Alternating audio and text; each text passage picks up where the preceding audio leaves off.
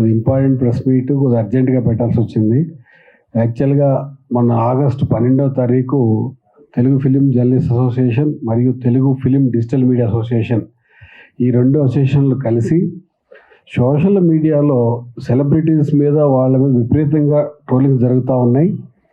ఇది కంట్రోల్ చేయడం కోసమని మనం already Telugu film journalist association film chamber తోటి, ప్రొడ్యూసర్ కౌన్సిల్ తోటి, మూవీ ఆర్టిస్ట్ అసోసియేషన్ తోటి ఇంకోతోటి మాట్లాడటం జరిగింది. ఇదంతా కలిసి ఒక కమిటీ కూడా ఫామ్ చేస్తున్నాం అని జరిగింది. అదే టైంలో నాగ చైతన్య గారు, శోభితా దూల్పాళ్ళ గారు ఇద్దరు ఎంగేజ్మెంట్ జరగడం, దానిపై వేణుస్వామి గారు వివాదాస్పద జాతకాలు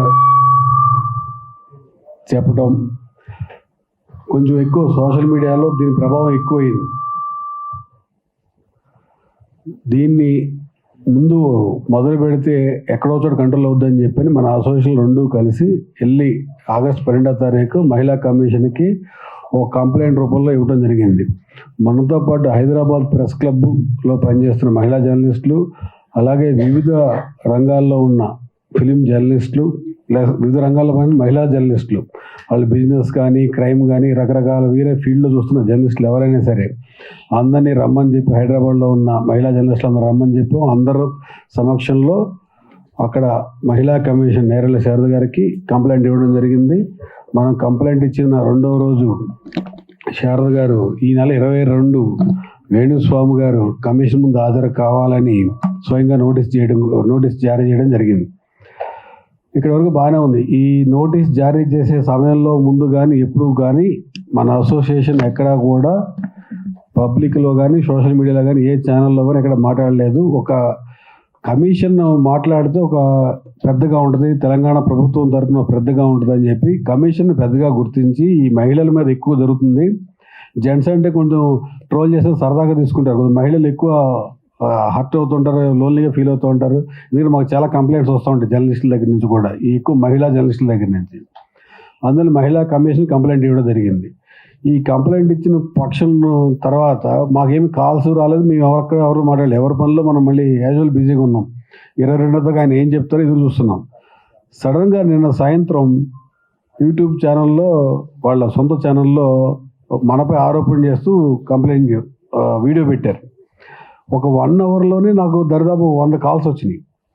ఇమీడియట్గా నేను ఛానల్లో ఉంటూ నేను వెంటనే మా ఛానల్ లైవ్లో కూర్చుని దాన్ని ఖండించి చెప్పడం జరిగింది, లైవ్లో ఏం జరిగిందని. కానీ మనం మంచి చేద్దామంటే చెడు ముందు వెళ్ళిద్ది, చెడు ముందు తిరిగి వస్తే మంచి లాస్ట్ తెలిసిద్ది అన్నట్టు అయిపోయింది మన పరిస్థితి.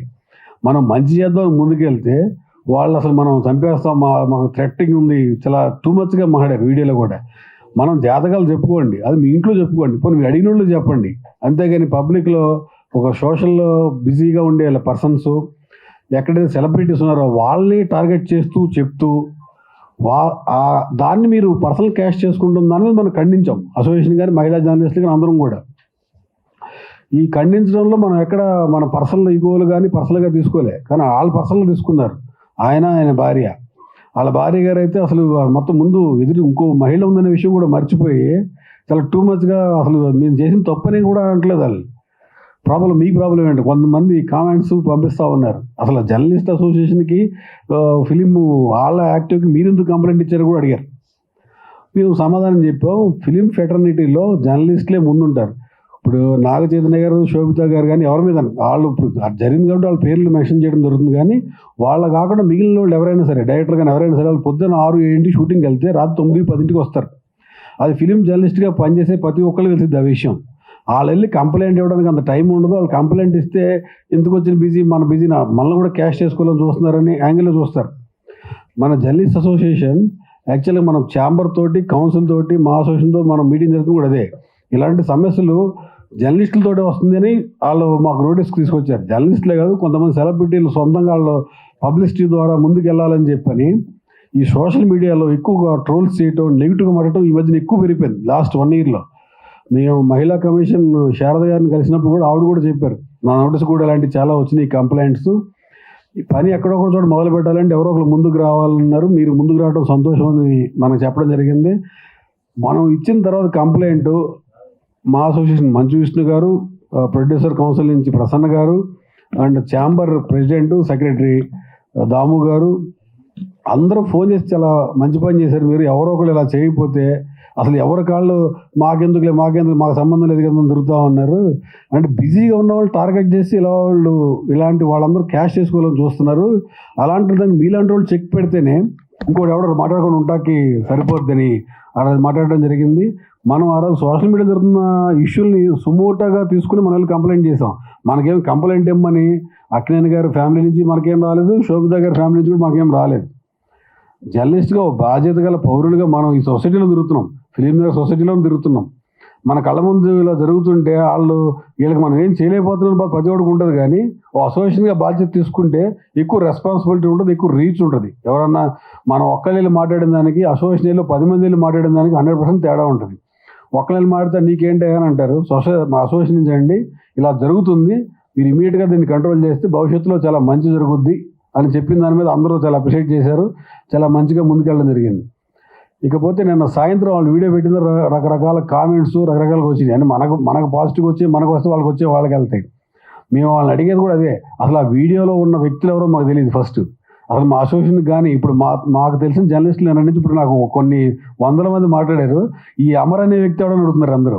ఇంకో అమ్మాయి మహిళ మాట్లాడింది, ఆ అమ్మాయి ఎవరని అడుగుతున్నారు. బేసిక్గా వాళ్ళు ఎవరో తెలియదు. ఫస్ట్ మీరు నిజాయితీ కూడా మీరు రండి, మేము రెడీగా ఉన్నాం, ఎక్కడికి రమ్మడానికి వస్తాం. మేము డైరెక్ట్గా వెళ్ళి కంప్లైంట్ ఇచ్చాం. ఈరోజు పొద్దున్న వెళ్ళి అఫీషియల్గా కంప్లైంట్ ఇచ్చాం. మీరు ఇలా పెట్టిన దాంట్లో వాళ్ళ పేర్లు ఎవరు, మీరు పెట్టిన వీడియోలో ఉన్న ఎవరు మాకు తెలియదు.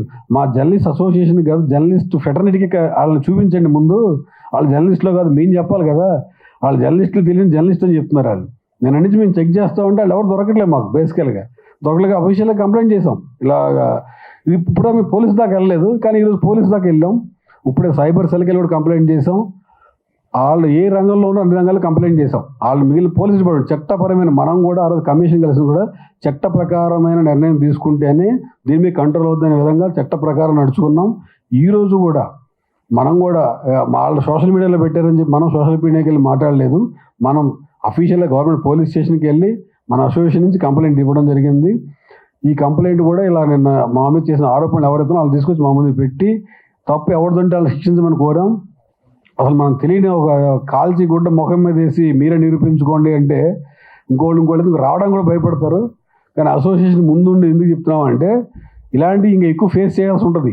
ముందు ఇలాంటిది ఏదైనా మేము అసోసియేషన్ ఫేస్ చేస్తాం, గ్రూప్గా ఫేస్ చేస్తాం. గ్రూప్ ఆఫ్ జర్నలిస్టులు అందరం కలిసి ఆ విషయాన్ని మేము చెప్పడం కోసం ఈ ప్రెస్ మీట్ పెట్టడం జరిగింది.